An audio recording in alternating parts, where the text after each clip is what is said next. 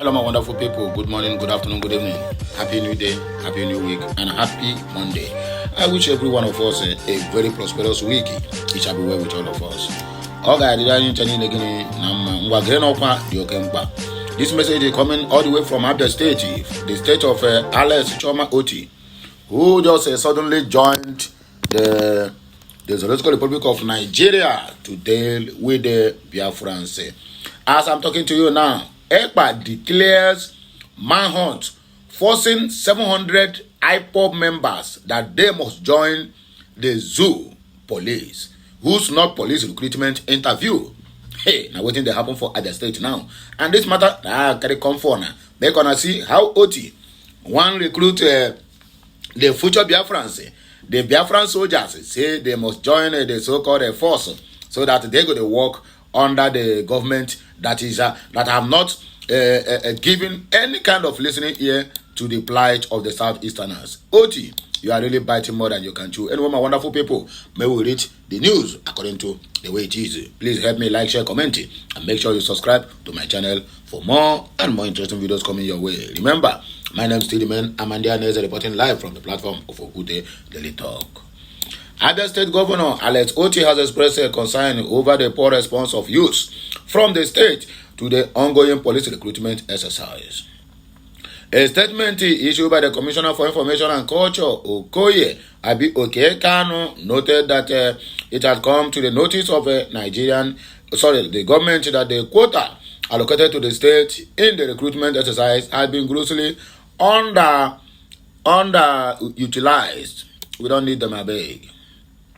According to the statement, 700 candidates from the state who were invited for interview towards recruitment into the Nigerian police force failed to show up.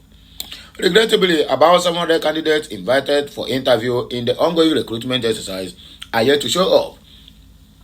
To this end, the governor of Abia State, Dr. Alex Choma OTTI, has directed all local government mayors, chairmen of traditional rulers, councils, and their members in all the local governments, president general of towns, unions, and the community leaders to immediately mobilize their youth for this very important exercise to ensure that the state's quota is filled. The government further directed all those who have been invited for the interview as a matter of urgency to appear for the exercise, forcing people to join the force. You would rather force them to join Biafran force or Biafran Liberation Army or Biafran resistance fighters instead of forcing them to join Nigerian police, which is filled with corruption and anger. The government further directed all those who have been invited for the interview as a matter of urgency to show up for the exercise.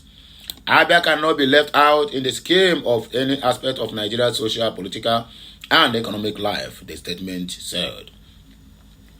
The statement further urged all invited candidates who are yet to show up for the recruitment exercise for one reason or the other to approach the office of the Commissioner for Information and Culture for further clarifications. In another development, kidnapping epidemic, insiders have hands in Nigeria's security crisis, Afenifere laments. The Pan-Yoruba Social, Cultural, and Political Organization Afenifere has alleged that some insiders may be responsible for the lingering security crisis in the country, particularly the ravaging kidnapping for ransom. The organization called on the Bola Ahmed Tinubu's administration to urgently convene a community and stakeholders meeting to tackle the increasing insecurity in the country. In a statement issued by the organization's National Publicity Secretary, Comrade Jare Ajayi, Afenifere submitted that the tenor of phenomenon suggests that insiders have a very hand in the insecurity ravaging the so-called Nigeria. By insiders, we mean people who have a relationship one way or the other with kidnapped victims.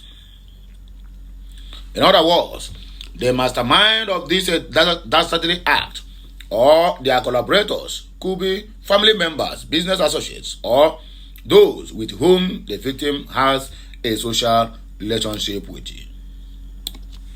Some security experts have also suggested that some unscrupulous security personnel might be involved, as attested to by a former general officer commanding 1 Mechanized Division Kaduna of the Nigerian Army, Major General Ali Kefi, in his recent letter to Bola Ahmed Tinubu in Asorok. Information had it that the perpetrators of these heinous acts have informants who had or have something to do with the victims. A point that was also made by Mr. Nyesom Wike, Minister of the FCT, last week.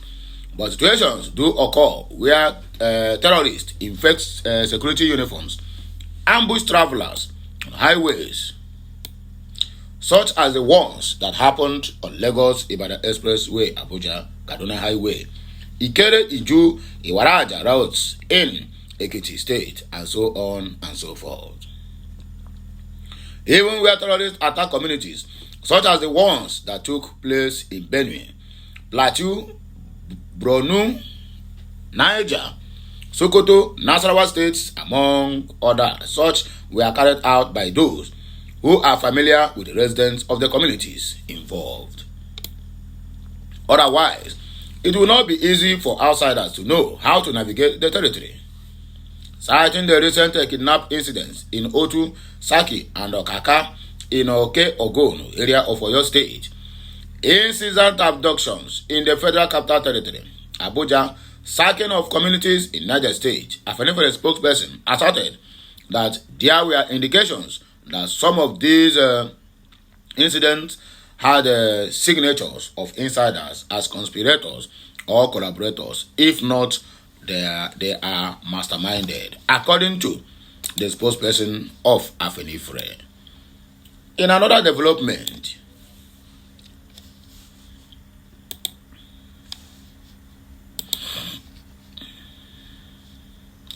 alleged cyber stalking, court grants Bayelsa blogger sent Mepamu bail.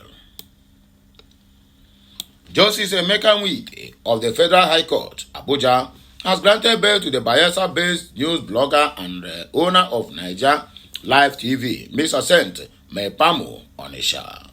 Recall that on November 2 of 2023, a Federal High Court in Abuja ordered Onisha remain at the Kuje Custodial Center over alleged defamation and cyber stalking against the interim administrator of the Presidential Amnesty Program, Major General Barry Ndiomu, retired.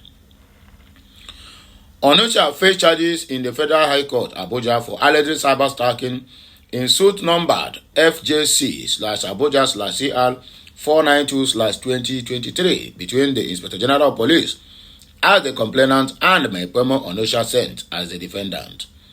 He was later remanded in Kuje Correctional Center following his arraignment.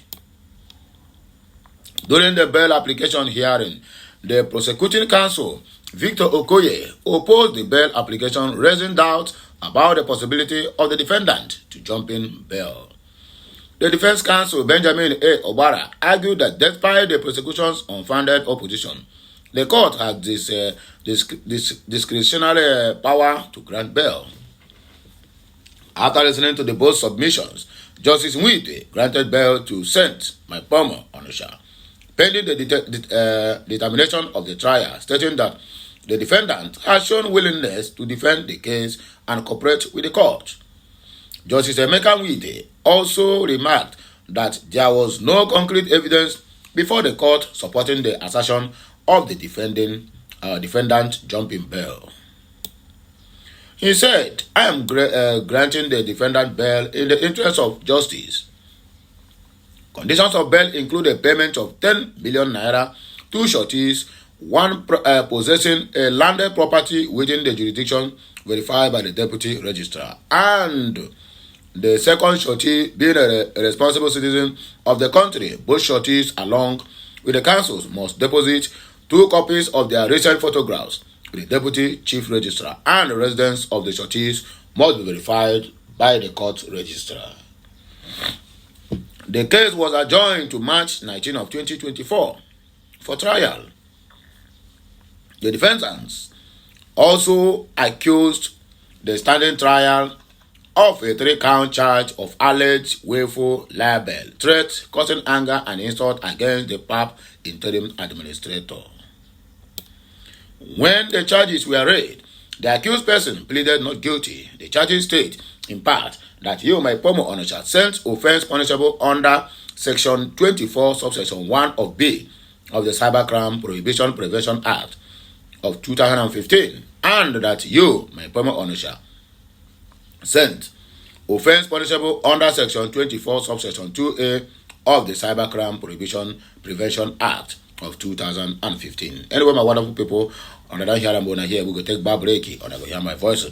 Nigeria claims to be practicing democracy, but there's a freedom of speech in Nigeria, but freedom after speech is what is not guaranteed.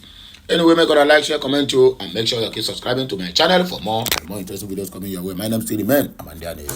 I'll be right back. Kemesiano.